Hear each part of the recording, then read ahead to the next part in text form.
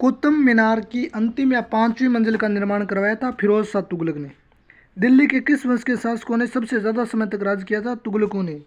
सीरी के किले का निर्माण कराया था अलाउद्दीन खिलजी ने।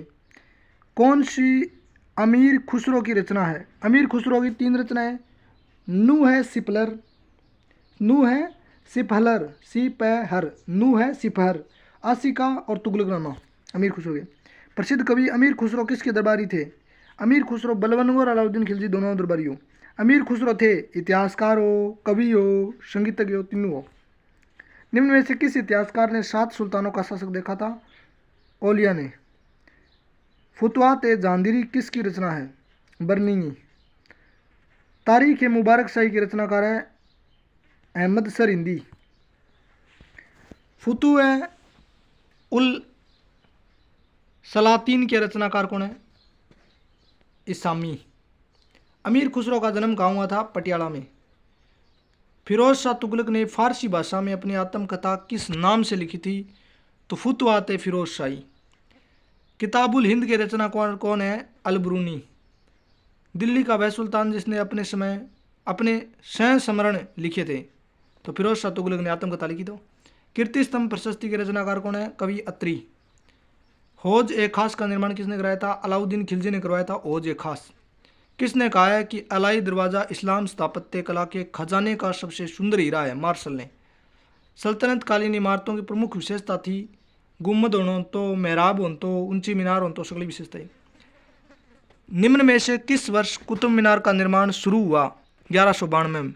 दिल्ली का कौन सा सुल्तान अशोक स्तंभ का दिल्ली लाया था? फिरोज शाह तुगलक। निम्न में से दिल्ली में स्थित कुतुब मीनार का नाम किसके नाम पर पड़ा? बख्तियार काकी के नाम पर। कुतुब मीनार को जैसे आज हम देखते हैं पुनर्निर्माण कौन कराया? फिरोज शाह तुगलक। सल्तनत कालीन संत निजामुद्दीन औलिया का मकबरा किसने बनवाया था? तो मोहम्मद बिन तुगलक बावलिया ने बनवाया था ये औलिया का मकबरो। निम्नलिखित सुल्तानों में किसने दिल्ली के जहांपना नगर का निर्माण करवाया था? तो मोहम्मद बिन तुगलक ने बसाया था जहांपना नगर। कौन सा एक अष्टभुजीय मकबरा है? तो सिकंदर लोदी का मकबरो अष्टभुजीय मकबरा है। निम्न में से किसने उखा मस्जिद का निर्माण करवाया? मुबारक शाह खिलजी ने उखा मस्जिद बनवाई। निम्न में से किसने लाल महल का निर्माण करवाया? बलबन ने लाल महल बनवाया था। नागौर में स्थित अतारकिन का दरवाजे का निर्माण किसने करवाया था? इल्तुतमिश ने। नागौर में स्थित अतारकिन के दरवाजे का निर्माण किसने करवाया था? इल्तुतमिश ने। किस सुल्तान ने मोठ मस्जिद बनवाई? सिकंदर लोदी ने मोठ मस्जिद। भारत में निर्मित प्रथम मकबरा कहाँ जाता है? सुल्तानगढ़ी का मकबरा भारत में निर्मित पहलो मकबरो कहे। सौ पहल पोत में सल्तनत काल में वास्तविक मेहराब का प्रयोग किस स्मारक में किया गया था? बलबन का मकबरा। 1000 स्तंभों वाला महल का निर्माण किसने करवाया? अलाउद्दीन खिलजी ने। भारत में प्रथम मकबरा जो शुद्ध इस्लामी शैली में निर्मित हुआ? बलबन का मकबरा। घोड़े किनार के आकार की मेहराब का प्रयोग लाया गया अलाउद्दीन दरवाजा मैंने। किस भाषा को दिल्ली सल्तनत की भाषा माना गया है? मतलब संरक्षण फारसी। मुगल टाइम में फारसी। सल्तनत कालीन किस सुल्तान ने सिक्कों पर टकसाल अंकित कराने की परंपरा शुरू की? तो इल्तुतमिश ने टकसाल अंकित कराने की अनुमति दी। सल्तनत काल में 2 प्रमुख सिक्के टक्का तथा जितल का प्रचलन किसने किया था? इल्तुतमिश ने टक्को और जितल चलायो। किस सुल्तान ने खाद्यान्न पर जकात नामक कर समाप्त कर दिया था? तो वह सिकंदर लोदी ने। सल्तनत काल में इकता का अर्थ था एक विभाग जो सैनिक सेवा के बदले में दिया जाता था। सल्तनत काल में उत्तरी भूमि के स्वामी कौन थे? मुसलमान, भारतीय मुसलमान। उत्तरी भूमि का स्वामी भारतीय मुसलमान उत्तरी भूमि। सल्तनत कालीन प्रशासन में आर्थिक सुधार करने वाला पहला सुल्तान कौन था? अलाउद्दीन खिलजी। आर्थिक सुधार सौ पहल पोत में सल्तनत काल में अलाउद्दीन खिलजी करे। दिल्ली प्रशासन के अंतर्गत आधुनिक मुद्रा प्रणाली का जनक किसे माना जाता है? मोहम्मद बिन तुगलक को। मोहम्मद बिन तुगलक को। खिदमती क्या है? पराजित हिंदू राजाओं से लिया गया कर खिदमती कहलाता था। कौन सा विभाग अलाउद्दीन खिलजी द्वारा स्थापित किया गया था? दीवान ए रियासत अलाउद्दीन खिलजी ने बनाया था। सल्तनत कालीन प्रशासन में शाही सचिवालय का प्रधान कहलाता था दबीर ए ममालिक। दिल्ली प्रशासन के राज परिवार के प्रमुख अधिकारियों को किस नाम से जाना जाता था? वकील ए दर। मध्यकालीन भारतीय समाज में खराज नामक कर संबंधित था भू राजस्व। सल्तनत कालीन प्रशासन में राज्य की आय का मुख्य स्रोत क्या था? भू राजस्व। सल्तनत कालीन प्रशासन में सेना का सबसे महत्वपूर्ण अंग क्या था? घुड़सवार सेना ही सौ तकड़ी सल्तनत काल में। महत्वपूर्ण अंग घुड़सवारी। पैदल सेना सल्तनत काल में इतनी महत्वपूर्ण अंग कौन हो? घुड़सवार ज़्यादा मानी जा सल्तनत काल में। सल्तनत कालीन प्रशासन में किस सुल्तान ने सहना ए मंडी की स्थापना की? अलाउद्दीन खिलजी ने। निम्न में से किस भूमि से सल्तनत काल में प्रत्यक्ष रूप से लगान प्राप्त किया जाता? तो खालसा भूमि में प्रत्यक्ष लेन था। सल्तनत कालीन प्रशासन में कौन सा सिक्का प्रचलन में नहीं था? तो सल्तनत काल में टक्कार जितल तो दाम कोनिया। कौन सा कर धर्मनिरपेक्ष नहीं था? तो जक़ात धर्मनिरपेक्ष थोड़ी हो, वो तो मतलब भेदभाव चालतो। खराज खुम्स जजिया ये धर्मनिरपेक्ष थे, ये धर्मनिरपेक्ष क्या हो गया? चलो कोई नहीं, जक़ात याद रख लियो। निम्न में से कौन सा एक अष्टभुज मकबरा है? सिकंदर लोदी का मकबरा 8 भुजे मकबरा है। तुजरमा तुर्जमा ए ब्राई किस विषय से संबंधित एक भारतीय ग्रंथों का फारसी रूपांतरण है? ज्योतिष के ऊपर है तुर्जमा ए ब्राई। निम्न नगरों में से किसे कुतुल इस्लाम का नाम दिया जाता है? देवगिरी कुतुल इस्लाम कहे। सुल्तानों में से किसकी मुद्राएं अकबर के समय तक विनिमय का माध्यम रही थी? तो बेलोलोदी की मुद्रा अकबर के टाइम तक चलती, बेलोलोदी की मुद्रा। सल्तनत कालीन प्रशासन में दीवान ए विजारत कहा जाता था। वजीर ने विजारत कहता, वजीर ने दीवान ए वजारत। सल्तनत कालीन प्रशासन में ससगनी नामक चांदी का सिक्का जो बराबर था 6 जीतल गए। ससगनी सिक्को चांदी को सिक्को जो जीतल गए 6 जीतला बराबर हो। सल्तनत कालीन प्रशासन में दीवान ए मुक्त खराज नामक विभाग का संबंध किससे था? भू राजस्व। मुक्त खराज भू राजस्व। दीवान ए मुक्त खराज इस विभाग की स्थापना अलाउद्दीन खिलजी ने की थी। इसका कार्य अतिरिक्त मात्रा में वसूले गए कर का हिसाब रखना था। यह विभाग दीवान ए विजारत के अधीन था। एक विभाग हो दीवान ए इश्तियाक, ये पेंशन विभाग था, फिरोज शाह तुगलक बनायो। एक हो दीवान ए मुक्त खराज, बता दियो अलाउद्दीन ने, इश्तियाक वाई क्यों। दीवान ए इमारत, ये क्या था? दीवान ए इमारत अथवा लोक निर्माण विभाग की स्थापना फिरोज शाह तुगलक ने की थी। यह दीवान ए इमारत। इस विभाग को इमारत खाना भी कहा जाता था। इस विभाग का प्रमुख अधिकारी मीर ए इमारत होता था। दीवान ए इमारत विभाग अनेक नहर नूर मस्जिद भवन बनातो। दीवान ए खैरात। दीवान ए खैरात इस विभाग की स्थापना फिरोज तुगलक ने की थी। इस विभाग का कार्य निर्धन और असहाय लोगों की पुत्रियों के विवाह हेतु वित्तीय सहायता देना। दीवान ए खैरात में दान दून करता था, तो पुत्रियां विवाह में दानी हो गयो। दीवान ए बंदगान, ये दासा खातर फिरोज शाह तुगलक ने बनाया था। इस विभाग का कार्य दासों को विभिन्न व्यावसायिक शाही कारखाना अन्य स्थानों में सेवा लगाना था। इस विभाग के अंतर्गत अर्ज ए बंदरगाह रहा था। दीवान ए अमीर कोई, इस विभाग की स्थापना मोहम्मद बिन तुगलक ने कृषि विकास के लिए की और इसका अध्यक्ष अमीर ए दीवान कोई विभाग कोई कौन बोले। दीवान ए रियासत, ये नए विभाग की स्थापना अलाउद्दीन खिलजी करी। और दीवान ए कज्जा, ये न्याय विभाग था कज्जा। काजी ए मुमालिक अथवा काजी ए कुजाल इस विभाग का अध्यक्ष था। दीवान ए ब्रीद, ये गुप्तचर विभाग था ब्रीद। दीवान ए रिसातल, दीवान ए रिसातल इस विभाग के कार्यों के बारे में विद्वानों में मतभेद है। रिसातल के बारे में कुछ विद्वानों यह विभाग पड़ोसी राज्यों के भेजे गए पत्रों को प्रारूप तैयार करता था। विदेशों में जाने वाले, देश में आने वाले राजदूतों के संपर्क रखता था। दीवान ए रिसावत। दीवान ए इंसा, यह सचिवालय था। दीवान ए इंसा यह शाही सचिवालय था। दीवान ए इंसा जगह को प्रमुख दबीर ए शाख कहलाता था। दीवान ए अर्ज, यह बलबन ने बनाया था और यह सैन्य विभाग था और उसने अहमद अयाज को इस विभाग का प्रथम अध्यक्ष नियुक्त किया था और इस विभाग के अध्यक्ष को अरीज मुमालिक कहा जाता था। दीवान ए वजारत राजस्व विभाग था। अध्यक्ष वजीर अथवा प्रधानमंत्री होता था। तुगलक काल की मुस्लिम भारतीय वजीरत का स्वर्ण काल कहा जाता है, जबकि बलवंत का काल इसका निम्न काल।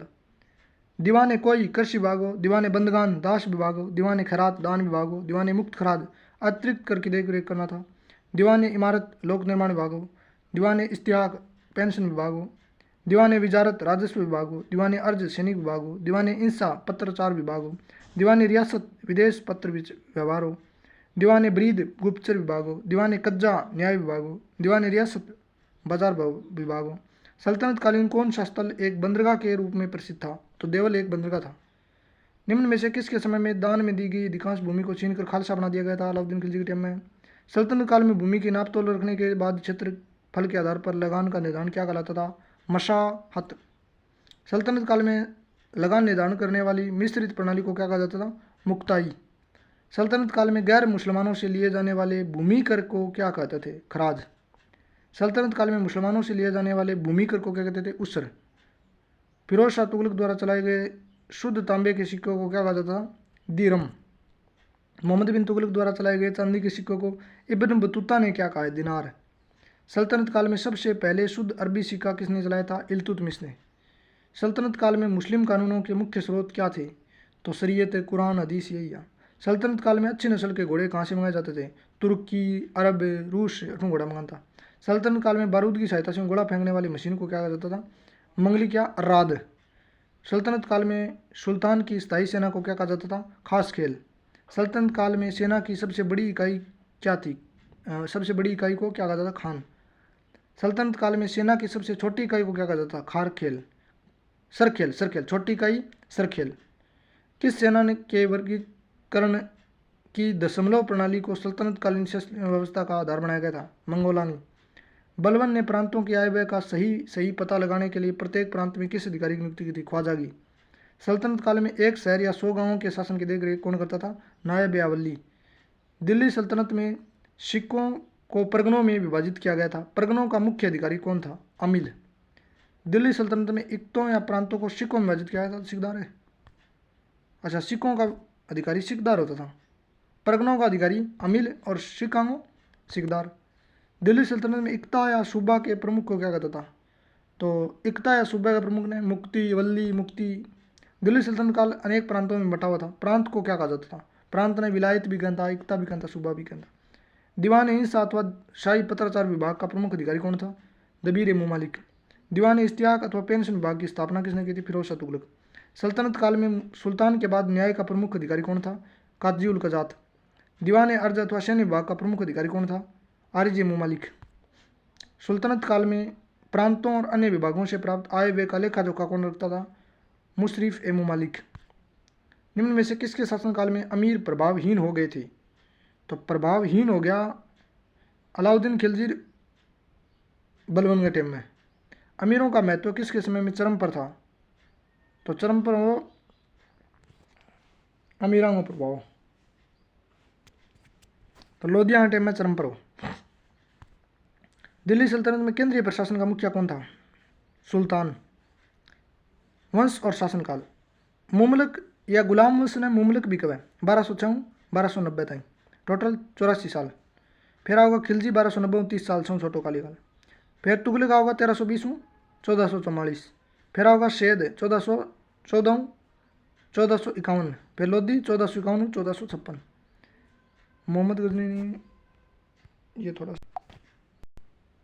मोहम्मद गजनी ने भारत पर कितनी बार आक्रमण किया? 17 बार। सल्तनत कालीन प्रशासन व्यवस्था की सबसे छोटी इकाई गांव।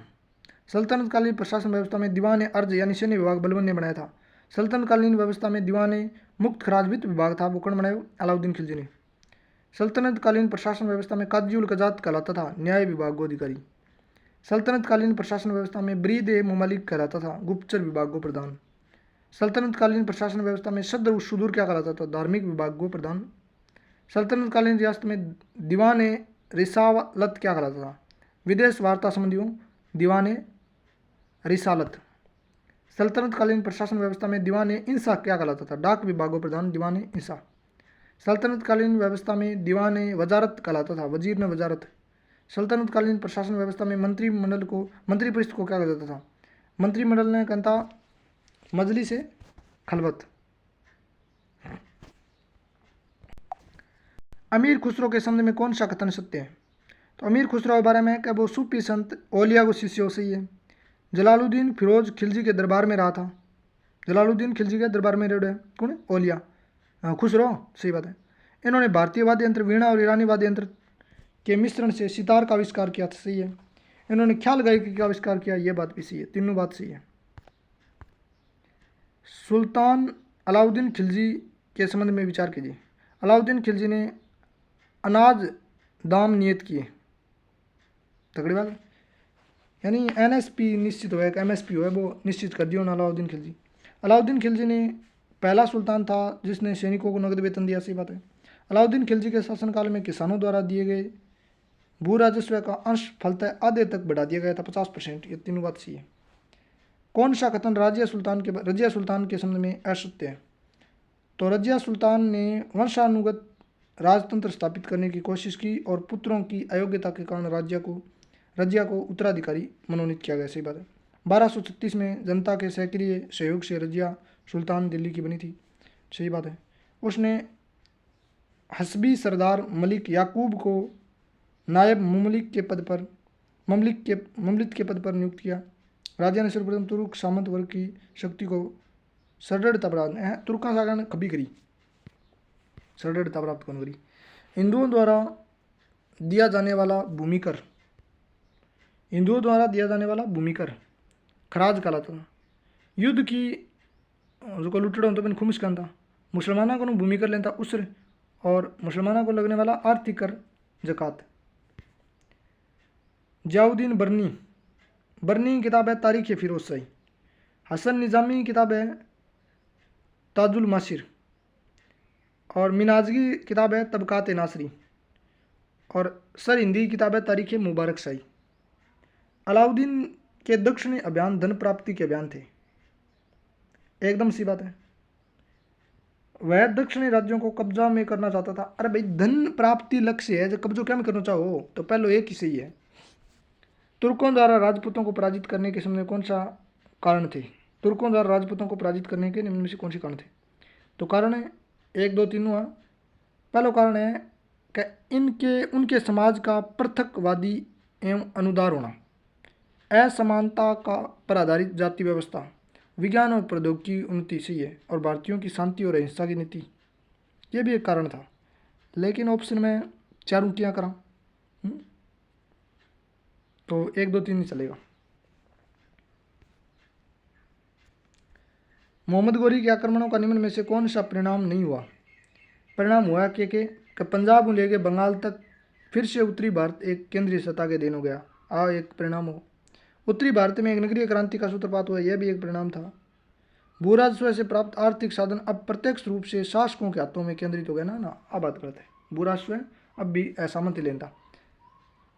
तराइन का द्वितीय युद्ध ऐसा निर्णायक युद्ध समझना चाहिए जिससे भारत पर मुसलमानों की आधारभूत सफलता निश्चित करा दिया। बाद में होने वाले आक्रमण इनके परिणाम मात्र थे। किसका कथन है? V.A. सिमत को। दिल्ली सल्तनत के पतन के लिए निम्न में से कौन सा कारण उत्तरदायी है? एक तो दुर्बल प्रशासन है, तैमूर को आक्रमण है, ठीक है, अधिग्रहण की स्पष्ट नीति का अभाव है। तो ये तीनों कारण है। संस्कृति क्या विचार करें।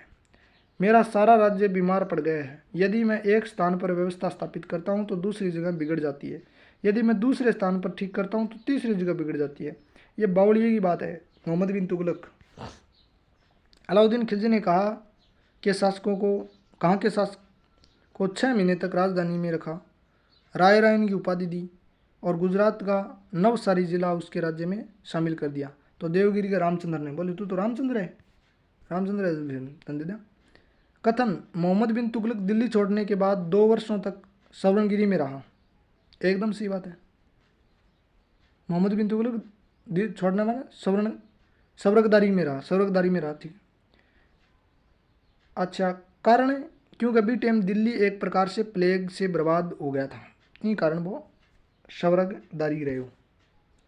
किस मुस्लिम शासक के सिक्कों पर देवी लक्ष्मी की आकृति बनी हुई है? मोहम्मद गोरी। पृथ्वीराज ने रहे हो बिंग सिक्का पर लक्ष्मी की मूर्ति। निम्नलिखित में किसने सेना को नगद वेतन देने की व्यवस्था समाप्त कर दी? और वजह भूमि कर वसूलने का अधिकार, वजह और इतलाक के माध्यम से वेतन भुगतान करना शुरू कर दिया फिरोज शाह तुगलक। अनबड़ा कर्मचारी रख लिया जाता वो फिर नगद वेतन देना बंद कर दियो, वजह और इतलाक देनी चालू कर दी। किसने शासक बनने के उपलक्ष्य में अपना उपनाम अबुल मुजाहिद रख दिया था? मोहम्मद बिन तुगलक ने। किसने रस्म ए मियान व तारीख ए अल दाल नाम से राजस्व सुधार की व्यवस्था अपनाई थी? गयासुद्दीन तुगलक ने। यानी बीच को रास्ता और सुल्तान तरीका, यह गयासुद्दीन तुगलक का है। सराय अदल निम्न में से किसका बाजार था? वस्त्र अन्य वस्तुओं का बाजार हो। एकस पार दोष पार ये क्या चीज़ परमकण कराया है अलाउद्दीन खिलजी। किस सुल्तान ने एक नया मंत्रालय दीवान रियासत यानी वाणिज्य मंत्रालय अलाउद्दीन खिलजी ने।